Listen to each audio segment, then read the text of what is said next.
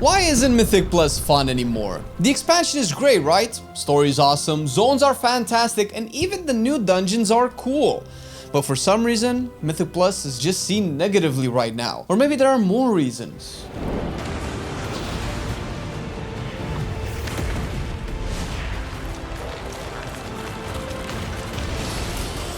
The biggest culprit of Mythic Plus causing so many broken hearts and keyboards is the difficulty. Difficulty is a hard thing to talk about because it's different for everybody, but when we take a more general look at things, it becomes more universal. It's no surprise to anyone that this season is one, if not the hardest season to do Mythic Plus keys in. But why is it so hard? Are the affixes harder than before? I'm not convinced. Are the mechanics harder than before? Again, we've had some brutal packs in past seasons and expansions as well. Is the tuning the issue?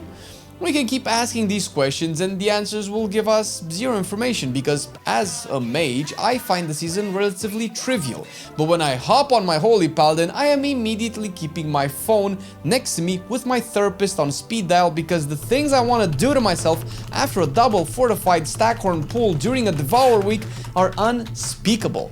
It's the kind of thing you have to play the game to understand. What? You don't have World of Warcraft yet? No problem. You can buy it cheap on Kinguin. What? You want to play 1,337 other games too? No problem. You can buy them quick on Kinguin. Kinguin is an online platform that offers games, prepaid cards, and gift cards at much lower prices, whether they be for WoW or even game time. Click the link down below and use our code MARCE, that's M-A-R-C-E, for an 8% discount. Thank you, Kinguin. The season is difficult, and we expected as much from the beta, like we called it 5 months ago, but we were skeptical. Maybe we are just missing some dungeon tuning that will likely happen when the season starts.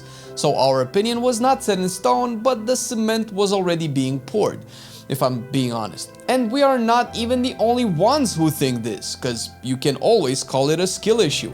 But even top key pushers agree that the dungeons are just abnormally difficult to execute. And when we say difficult, we don't mean impossible, but rather if we had a graph of difficulty and reward that can refer to gear, score, prestige, and achievements, the difficulty goes, oh my god, Jesus, medic! While the reward is just another sweater for your birthday. The initial tuning of the dungeons was supposed to follow a few developer ideals. The ideal of being more reliant on healers as a tank and the damage intake to be smoother and less stressful to heal. But this is a very relative thing to say. What do I mean about this? Well, if you have 610 item level and go into a +7, no damage you take will threaten you unless you deliberately go eyes wide shut and mouth wide open into a big frontal. But you can be naked into a heroic dungeon and die to mandatory damage ticks. So when people say smooth damage intake, that has to be followed by context, because even if the tuning would be of such a nature that damage intake would be smooth always, you cannot just start doing a +20 and not die from 2 casts. The nature of the content is that eventually you will reach a point where you will get one shot, because the mobs do more and more damage the higher the key is. So the smooth damage intake can be phrased differently, because we actually had that meta before. And that's when the first obstacle to timing a key wasn't being able to survive, but rather having enough damage. Because if we are real here, if the dungeon gets harder and harder, one of 2 things will stop you from timing it. Either you don't have enough damage to kill stuff fast enough before the timer runs out, or you don't have enough HP to survive the stuff before you get to kill it. One keeps you in the key for an hour before you finish it, the other keeps you on the first pack of the dungeon until you remember you haven't told your mom you love her yet. For the last 5 Mythic Plus seasons, players struggled to survive, since that was the nature of the tuning in dungeons. We all had way more damage than we needed to clear the dungeon in time, but we just needed to figure out ways to survive instead of figuring out ways to deal more damage. So in the end, both concepts are valid. It's just that one has proven over the last few years to be significantly less fun than the other, particularly because doing enough damage puts the onus on everyone in the group, Create strategies of pulling more packs, using different cooldowns to clear it, and if damage is a problem, simply tuning classes and balancing specs solves that, in theory. The other way around, the onus is on the healer mostly. Sure, everyone is responsible for pressing their defensives, but you only have 1, 2, maybe 3 defensives depending on the classes. There's no tuning the defensives to ensure fun gameplay here, unless by tuning they just create more defensives. And even if we agree that, hey, these are just 2 faces of the same coin called challenge, and you should be challenged in more ways than one of these challenges forces you to keep playing better, pressing your buttons better, while the other one stops you from playing because you are dead. And a consequence of this difficulty being shoved onto the healer, oh, and also the tank, means that these 2 roles will be harder to find, since of course people will play less of the less fun things that have more responsibilities for the same reward. And here we get to the other issue, which can be botched into one category: tanking and healing.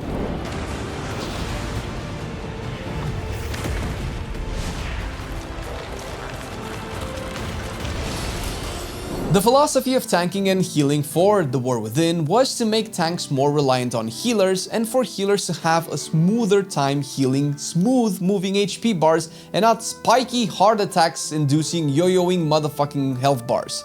To create this scenario, tanks' survivability has been nerfed, especially their sustain, unless you are a Blood Death Knight of course, and the philosophy of it is good. Tanks should be more reliant on healers because that's what makes sense in an MMO. However, it does make the role harder, which means fewer people will play it. That is just a statistical truth. That's how things work. And that's not great when it comes to finding groups. But I'm not sure making tanking a cakewalk is the answer either. That might be boring. The issue is that the punishment for failing at your tanking is just higher now, while the reward remains the same: timing a key and getting loot. But actually that's not true either.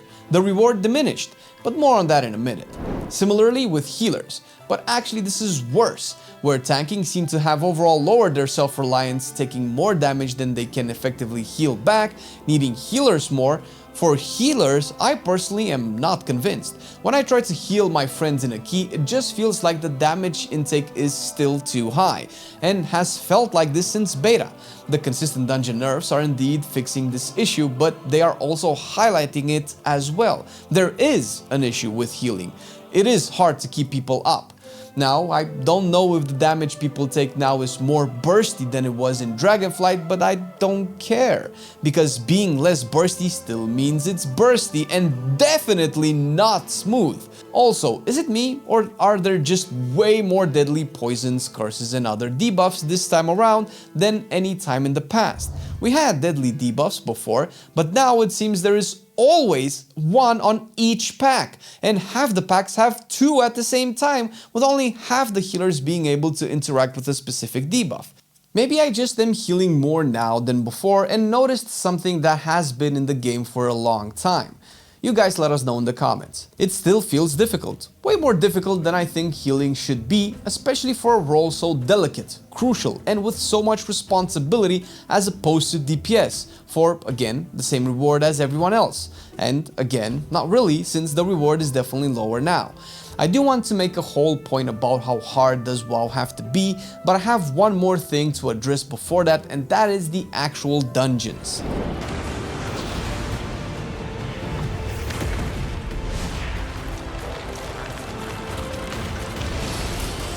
And here there are multiple things to cover, from dungeon pool to pack design to affixes. I think the dungeon pool is actually less important than the packs present in them, which get changed if it's an old dungeon also. There are a lot of mechanics happening in a dungeon pack, from deadly melees on a tank, to a debuff on either the tank or a DPS, to a cast that roots, to a cast that heals, to a cast that puts a puddle down, and oh, all of these mechanics happen in just one pack if you are in Mists of Tirna Scythe, and that is the easy dungeon. So yeah, it's like a raid boss, only if there were 15 raid bosses plus 4 dungeon bosses in a dungeon. Of course, not all encounters are like this, but in my opinion, we should have 0 encounters like this to begin with.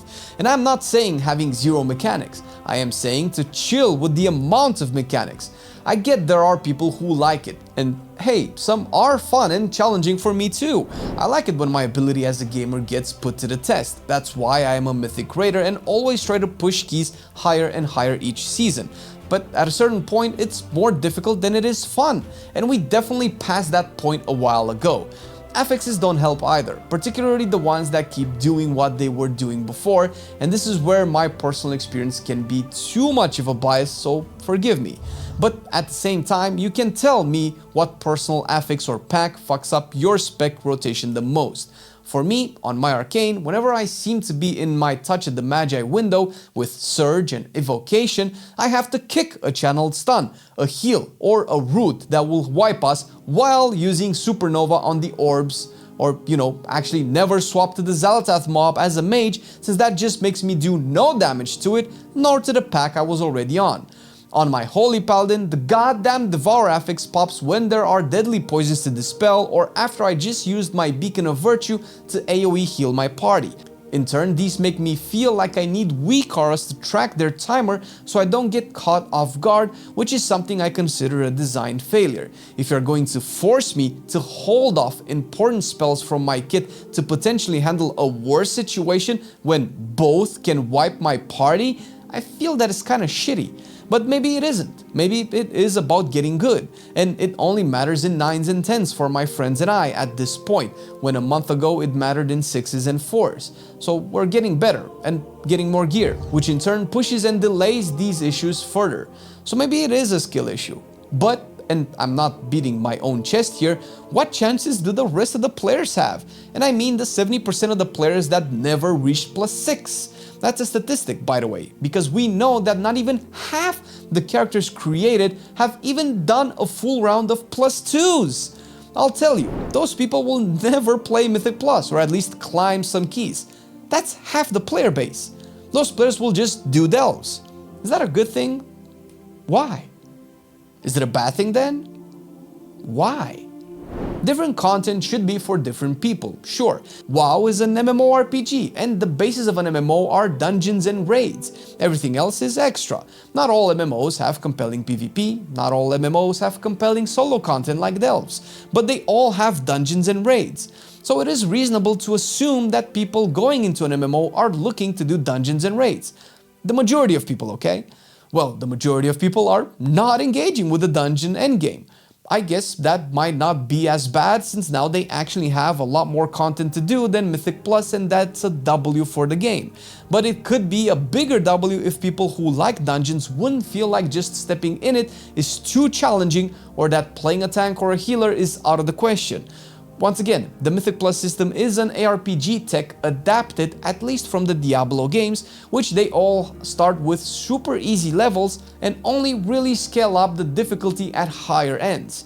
We used to have it that way in the most popular season of Mythic Plus in recorded history, Season 3 of Dragonflight, before the dungeons were squished into the numbers we have today and the player base was drastically smaller. As a degenerate semi-sweat lord, I like it better now, but I recognize what it has done to the difficulty of the endgame and the player base. And the problems concentrating more on tanks and healers just make it a pain to pug. As an arcane mage, a meta spec, I applied to some 10s I wanted to get in and didn't get into a single group. I have 623 atom level and have done a bunch of 10s already. Also, I am at 2.4k IO score.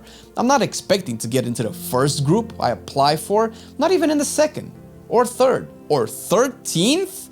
Goddamn, what chances do hunters have then? What about ferals? I'm also not saying there shouldn't be discrimination towards people with less score, gear, or experience, but if a meta spec has this much of a hard time getting into keys, the rest are royally fucked. And I'm not even convinced doing your own key solves the problem anymore.